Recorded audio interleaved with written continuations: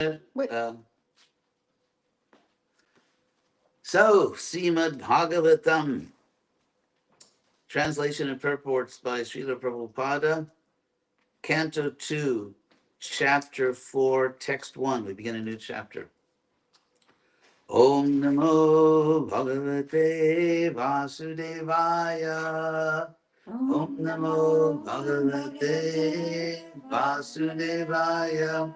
Om Namo Bhagavate Vasudevaya. Om Namo Bhagavate Vasudevaya.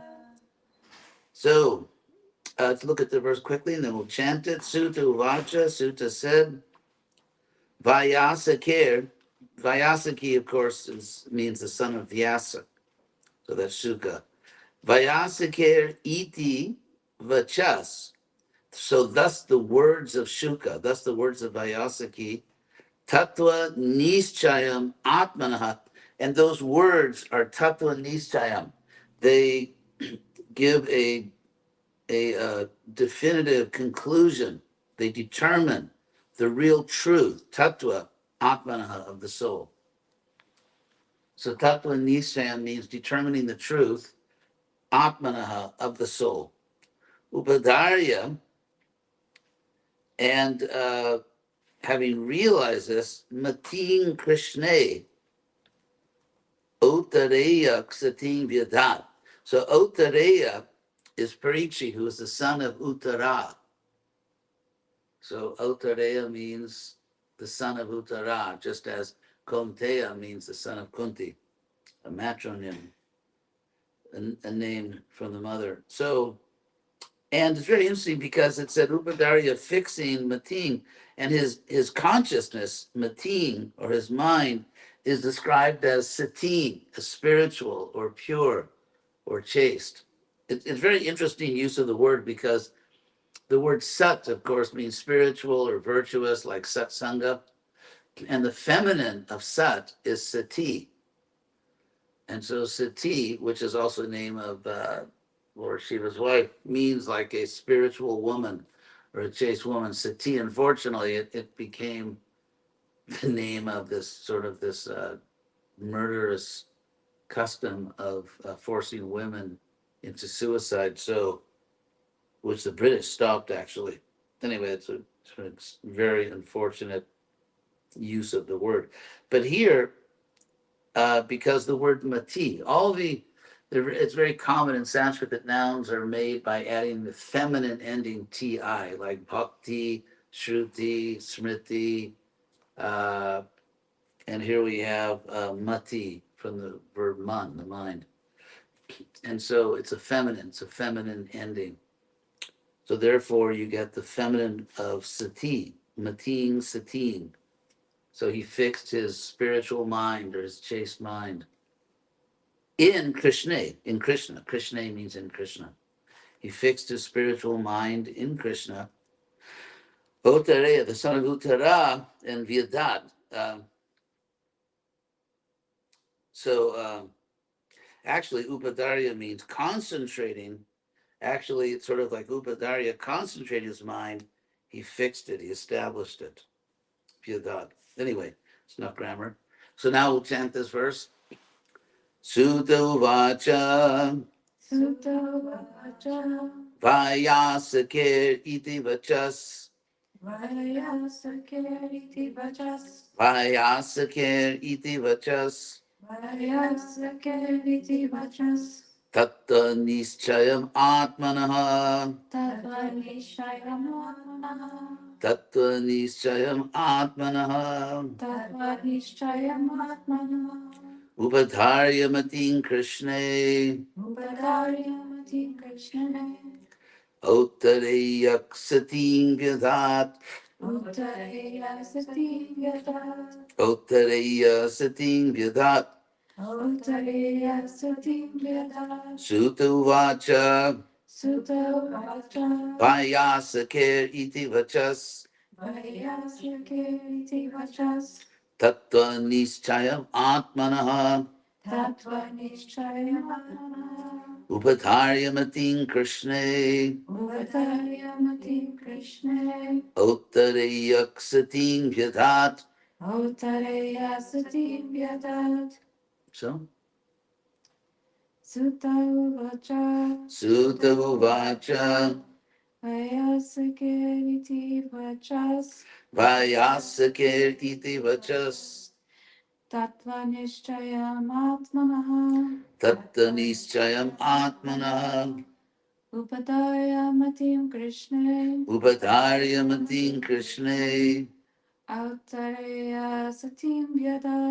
Autareyaksatim Vyadat.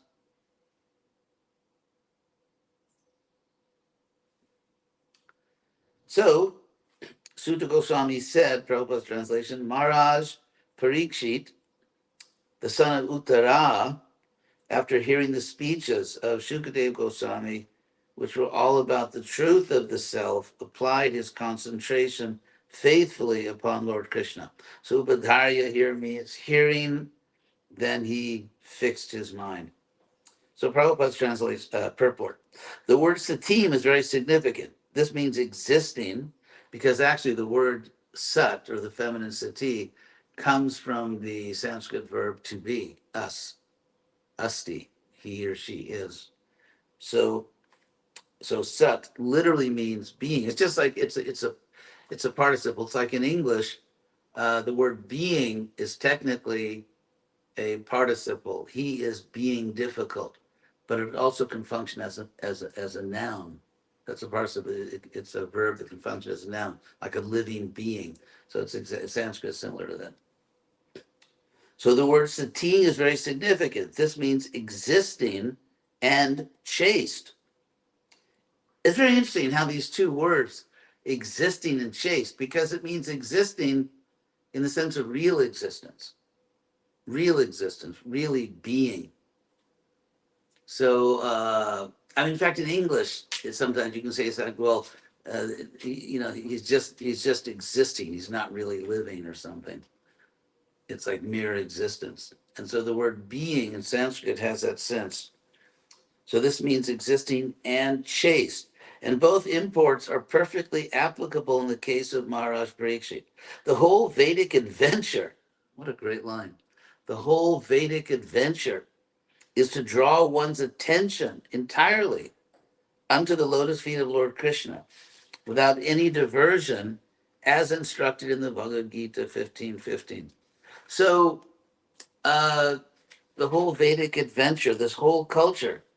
But of course, to do that, in order to fix our minds, we need friendship. We need association with other devotees. We need prasadam.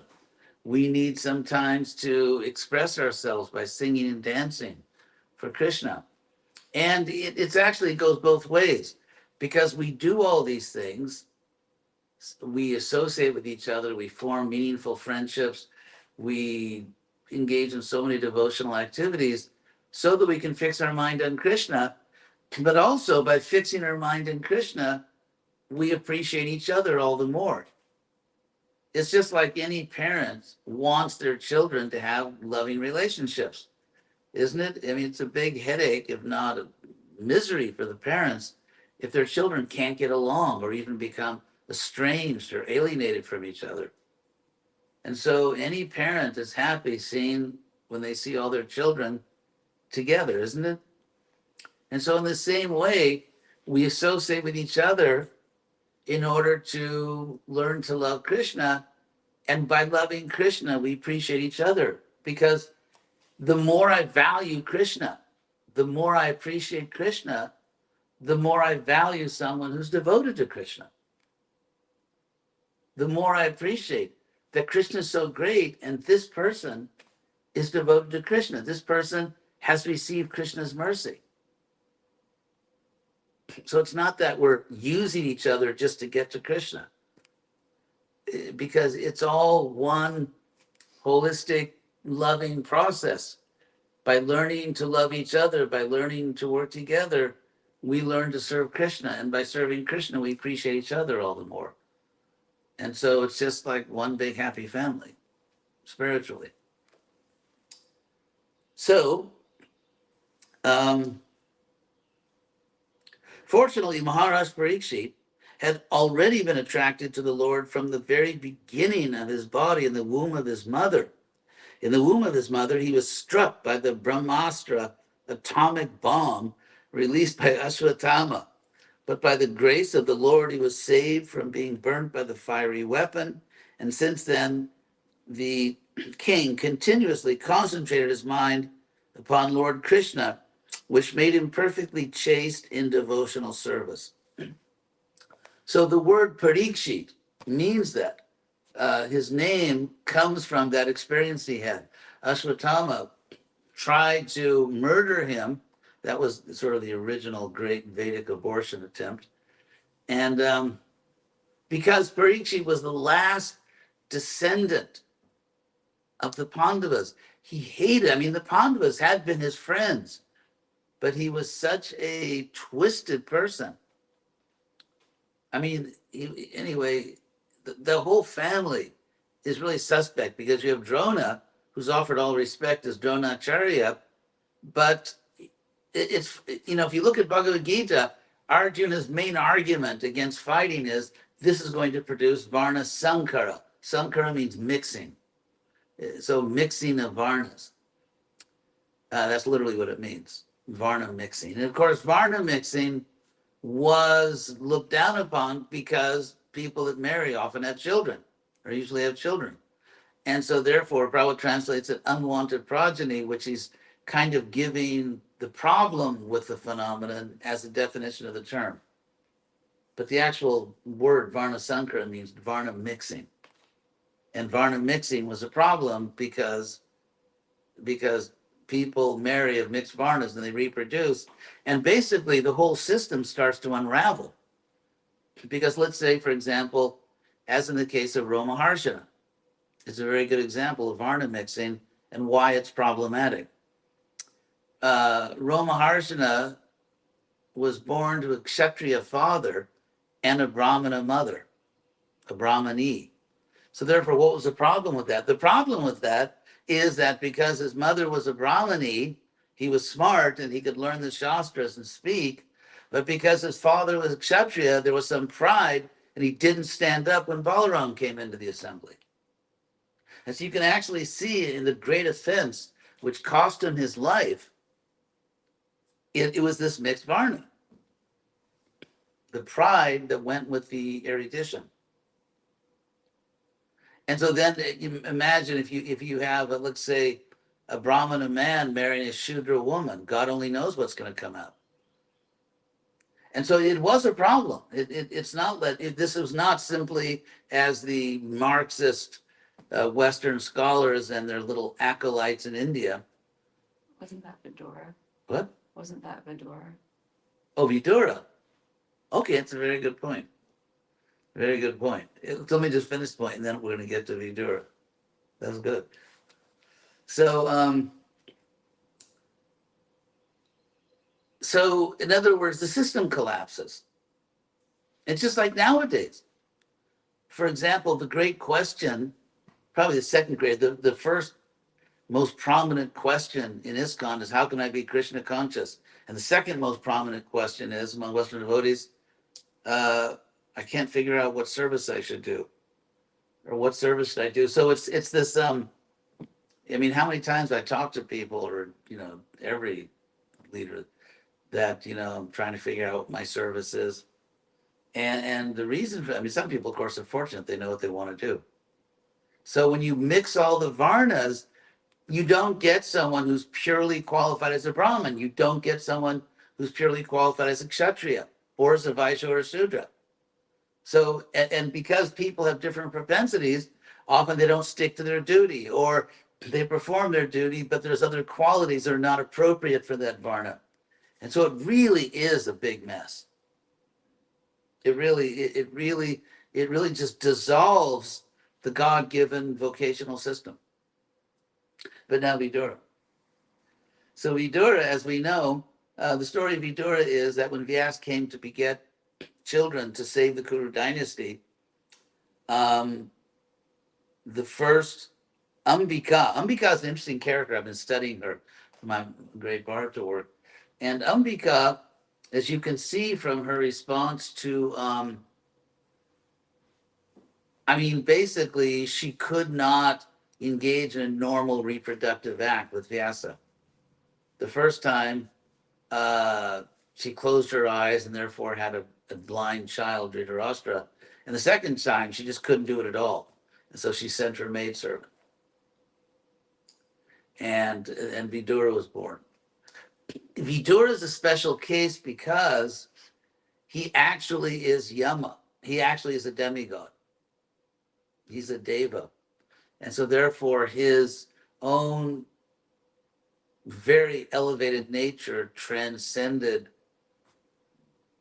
uh, you could say, the Varna situation. But also, I mean, what we know is that although Prabhupada always taught us he had to teach because he's reconstituting the Varna system, that that there's complete fluidity. For example, anyone can become a Brahmana, and someone born a Brahmin can become a Shudra.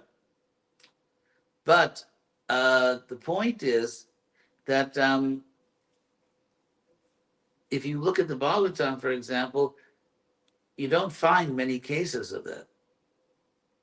You don't find many cases of people. There are cases like, for example, Satyakama, the truth lover. That's what it means, actually, the truth lover, Satyakama, where he was born to a prostitute, or she was a prostitute. She was just very promiscuous, a very low class woman who, I guess, just really didn't have any boundaries when it came to those things. And so, but somehow or other, this boy had the nature of a Brahmin. He told his mother, I want to go become a Brahmana. I want to study under a great guru. And so his mother didn't know what to say. And so he asked his mother, basically, what's our last name? Because just like now, when you fill out an application, first question is last name. And so he basically asked his mother, what's our last name? But of course, the way you ask that in Sanskrit is what's our gotra, which is sort of like your lineage. And she said, honestly, I don't really know because I don't know who your father is. So when a woman says, I don't know who your father is, then obviously this lady was not so self-controlled. But this boy was he was so pure and innocent. So he went to some famous guru and said, I want to apply for admission here into the ashram. And so he said, what is your last name? What's your gotra? Who are you? Where do you come from? And he just very faithfully said exactly what his mother said. He said, I asked my mother that question. And she said, well, because of her lifestyle, she didn't really know who my father was. He just said it very honestly. And the guru was so impressed that this boy, knowing that he was saying something which would make him an outcast and under normal circumstances, totally disqualify him from entering a Brahmin academy. And so the guru said, you actually are a Brahmana because you're so devoted to the truth. And therefore he named him Satyakama, the truth lover. That's a famous story in the Upanishads, Satyakama, the truth lover. He has another name which just slipped my mind right now, but Jai Bali. His mother's name was Jabala, so he was Jai Bali. So anyway, there's all these. So Vidura, getting back to Vidura, he first of all the maidservant who entered the bedchamber of Vyas was the only one of the three ladies, Ambika and Balika, who actually fully respected Vyasa, who was totally devoted to Vyasa as a great soul of the three. And that story is intentional because Krishna's trying to teach us something. Krishna designs these leelas. They're choreographed. And so that's the idea that Vidura, that this girl was actually a great soul. So it wasn't I mean, there's something called apadharma in Sanskrit, which is you find in the Bhagavatam, which is emergency dharma. It's like a great example of being totally oblivious to the fact that in emergencies the rules change. Is this hilarious scene in a classic movie from the '60s called Doctor Strangelove? Have you heard of it? And so there's this scene. It's a spoof on capitalism. I mean, it's a spoof on everything. But one of the and so somehow this general has gone mad. This sort of very conservative, warlike general, and he has used the code to launch a nuclear strike on the Soviet Union. And of course, the Soviet Union is going to retaliate, and basically the world's going to be destroyed. So this envoy, Peter Sellers, who used to, by the way, read Prabhupada's books and chant Hare Krishna, Peter Sellers, he rushes there and he's trying to get the code from the general, which will stop the attack, because no one can stop it, not even the president, unless you have the code. Anyway, it's considered a classic movie. So the only phone that works is a pay phone, and no one has change. This is save the world from nuclear holocaust. And so there's a Coke machine, a soft drink, and so Peter Sellers going crazy. He tells this very calm, crazy general, just shoot the machine. We got to there's coins in the machine. We can make a phone call. And here he's trying to save the planet, and the general's response is, "I can't do that. It's private property." So anyway, um, so the idea is that you can't just go and shoot open a Coke machine and take the money, but if you're trying to save the planet, you can do that. And so that's called apadharma, emergency dharma. In fact, in the Bhagavatam, you'll find statements, for example, that one should never do this anapadi if it's not an emergency. And so there's this recognition. So Prabhupada acted within an emergency. If you read the Bhagavatam, if you read Mahabharata or any of the Puranas and so on, you don't find this sort of Western type social fluidity where people are moving all over the social map, and Sudras are becoming Brahmins and Brahmins are becoming Vaishyas. Everyone's just kind of like, when you're getting ready to graduate Gurukula, you go to a vocational counselor, you try to figure out, what you want to do in life. It's not like that. It's not like that. In fact, generally people do stay with nirvana, because this was, as I call it, it was sort of organic genetic engineering. Because when you actually breed within varnas for some time, you get these gene pools. It's just like in America, the myth of upward, sort of unlimited upward social mobility, which is not really true. Some people, who are born poor become rich. There are those stories. Some people are born rich, become poor. But generally, what you do is, because sociologically, people tend to marry within their status. I mean, this is sociology. People tend to want to marry people who are on their level. Interestingly, it said that men are satisfied to marry a woman that may not be exactly at their level, but basically at their, same bar, you could say, but women do not like to marry men in general who are less than them, certainly in character or abilities. This is just sociology. This is not ideology. And so, so what you find is that because people choose with whom they want to reproduce, and people do have criteria, they may not be philosophical about it, they may not talk about it, it's just sort of an instinctual, natural thing, and therefore, after a while, you get these sort of gene pools. And sure, someone goes down, someone comes up, but it's not that it's just a big free-for-all and anyone can be anything, because if you're born to parents who are not that bright, you probably are not going to be that bright, and vice versa.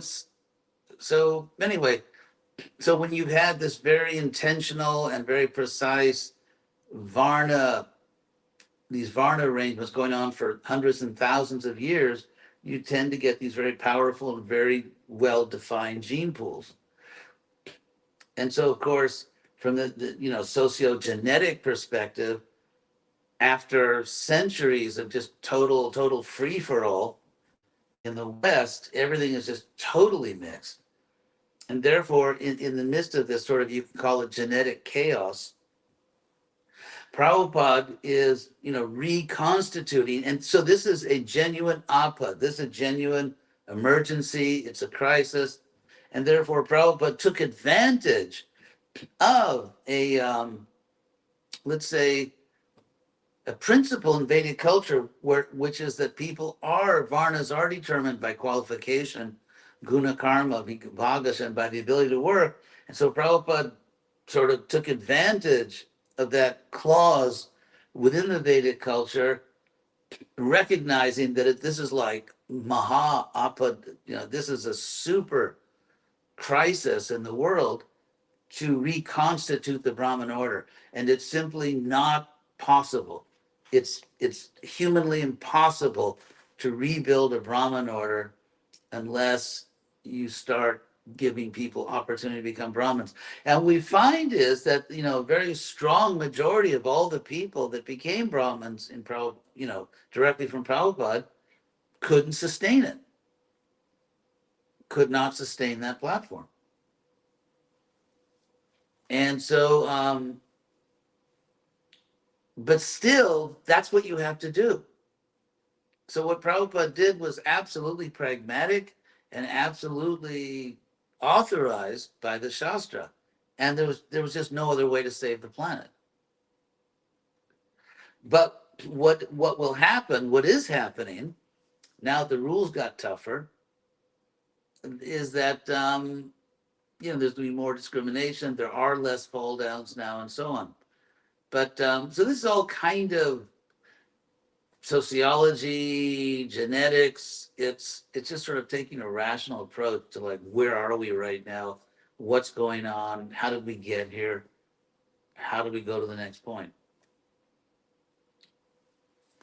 So Vidura, so just to wrap up the point about Vidura, that was an exceptional case. It's an interesting case, but still there was, for example, we find that people, so how would you justify the fact that people really, like even Vidura, even though he was widely recognized as being, a great soul, very wise, impeccable character, and the only person that stood up for the Pandavas, courage and all that, but because his mother was you could say Shudrani, I mean, whatever she was obviously a person of fine character.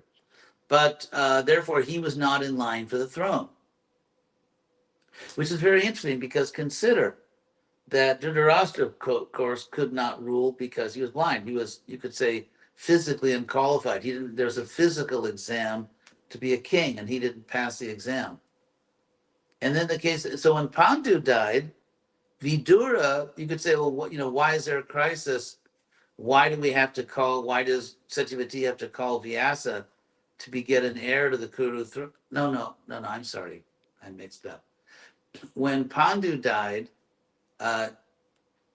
Vidura didn't become king. I skipped a generation. When Pandu died, Vidura didn't become the king. He was not next in line to the throne because of his birth, even though he was very qualified. And so you could say, well, I thought it was guna karma. And there are other cases like that. There's another case I was thinking of, it just slipped my mind right now. And what? There's Narada Muni. No, that's a very good point. Yes. Yeah, Narada Muni was born to a Shudra mother. Actually, but that birth, he really became Narada Muni his next birth when he came out of Mahavishnu. He got a spiritual body, actually. So, but it's still interesting. But even as a little boy, he had those strong inclinations and went to the forest and like. Oh yeah, no, that's absolutely true. He was not only a Brahmin, he was like the best of Brahmins.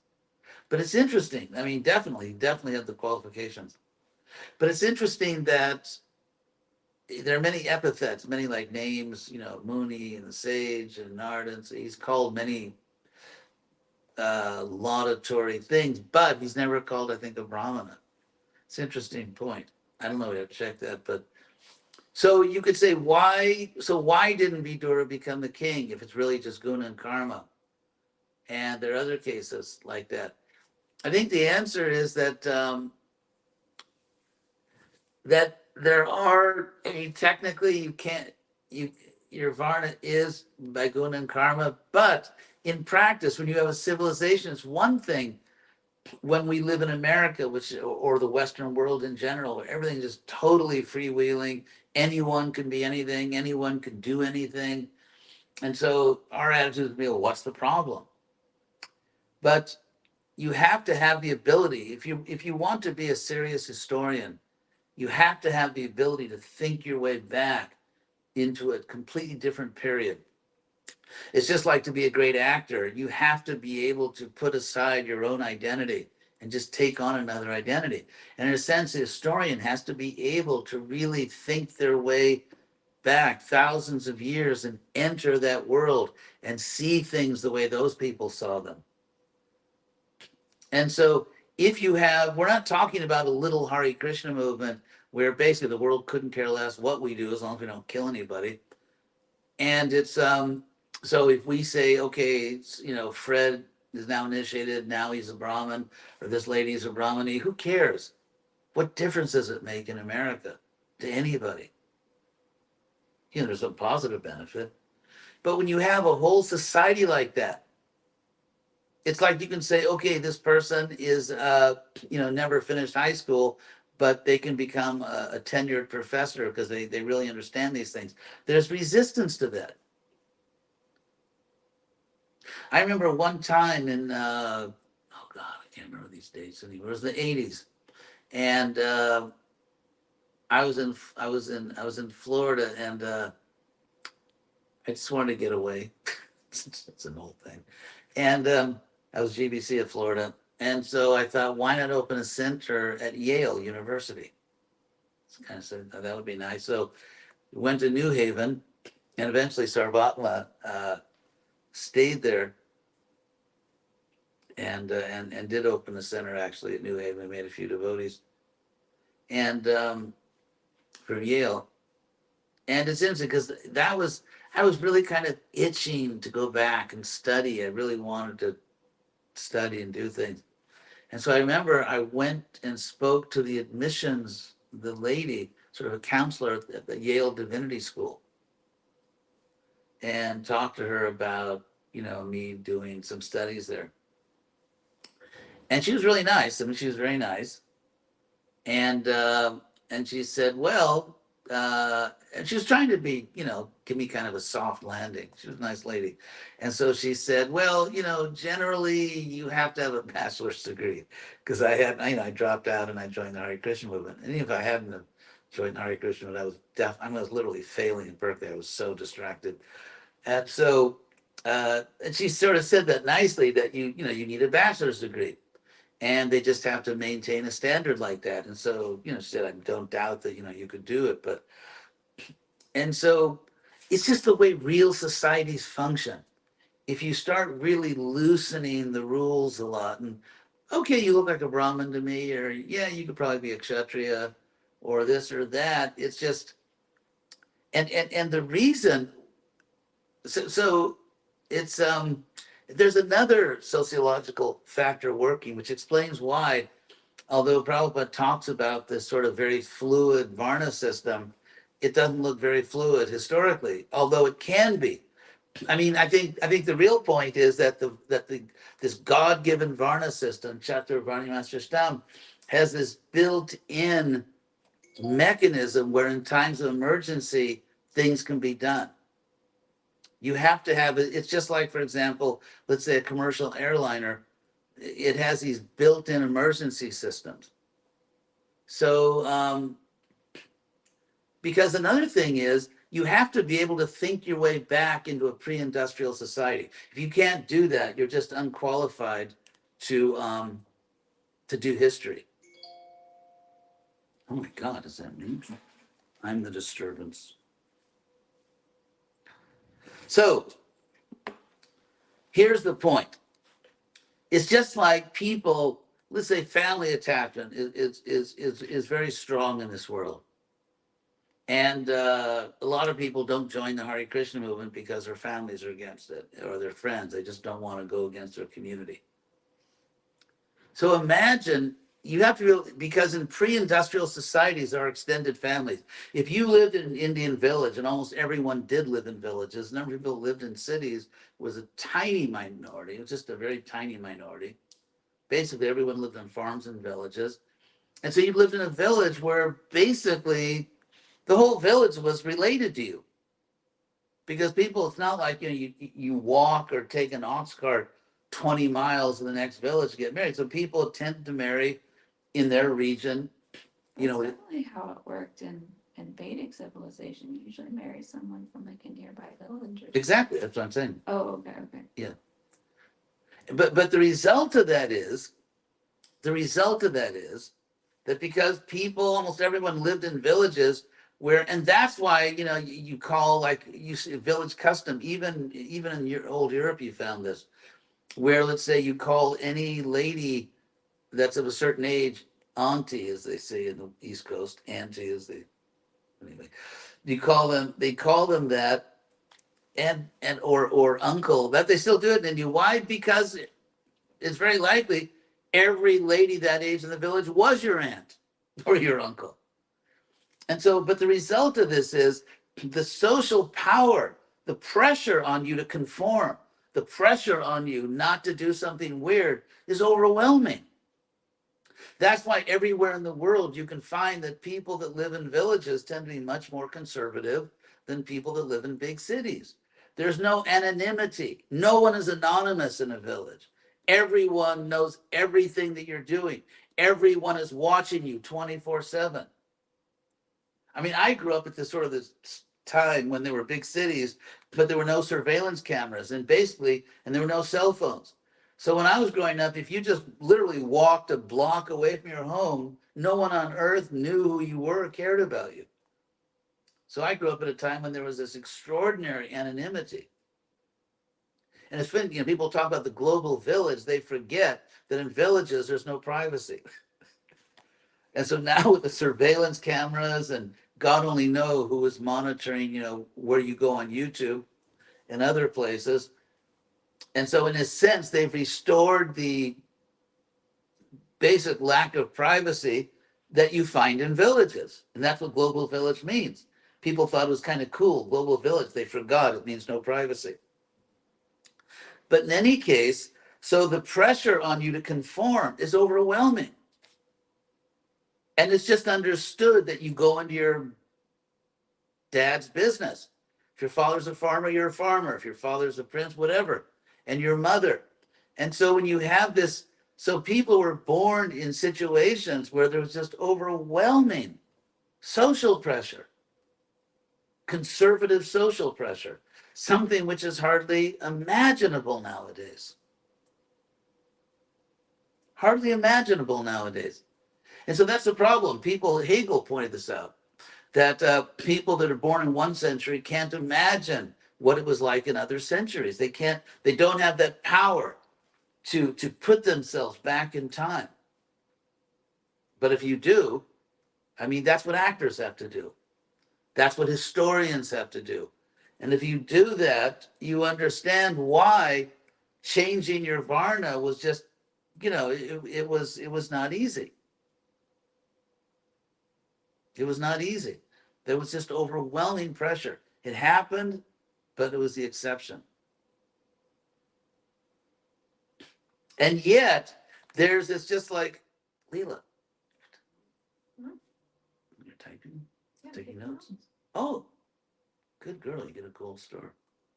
I'll give an example.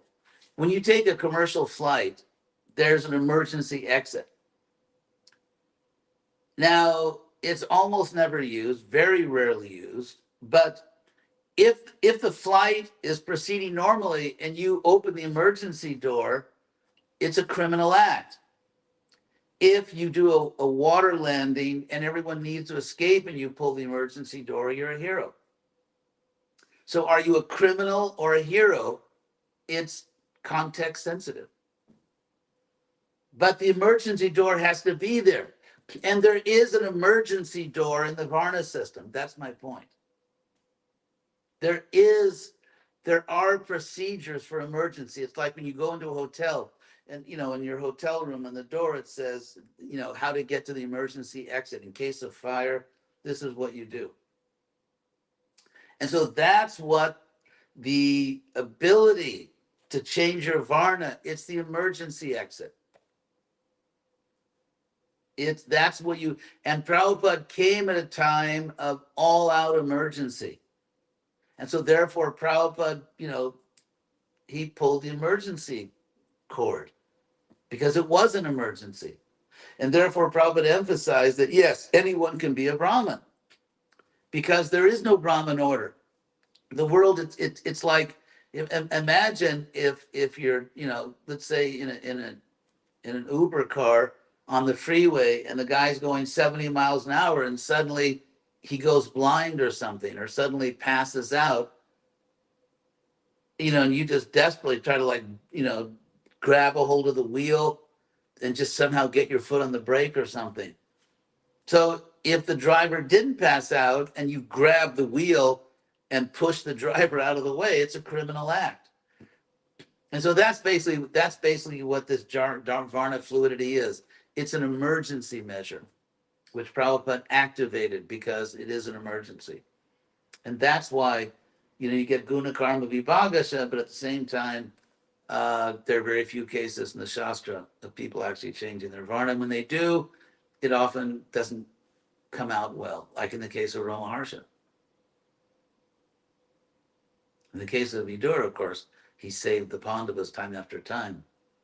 So, and I'm glad you brought that up because why? Because Krishna designed these pastimes. So why did Krishna put in a pastime where someone born of a Sudra woman turns out to be the great hero who literally saves the day? Because Krishna himself is showing that you cannot judge people by their birth. And why does Krishna straighten out Kubja, that Kubja, that hunchback lady?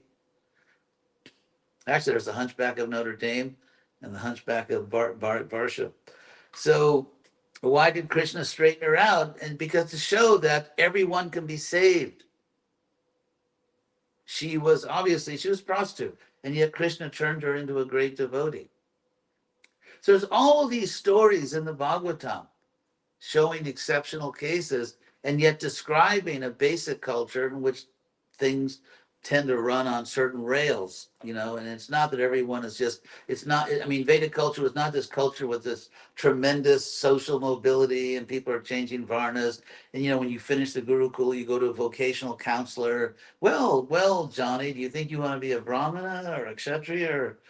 It's not like that. It's a very different world, pre-industrial.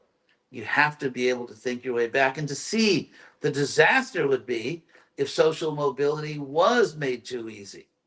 It would basically destroy society. So, stop here. Varna ki jai.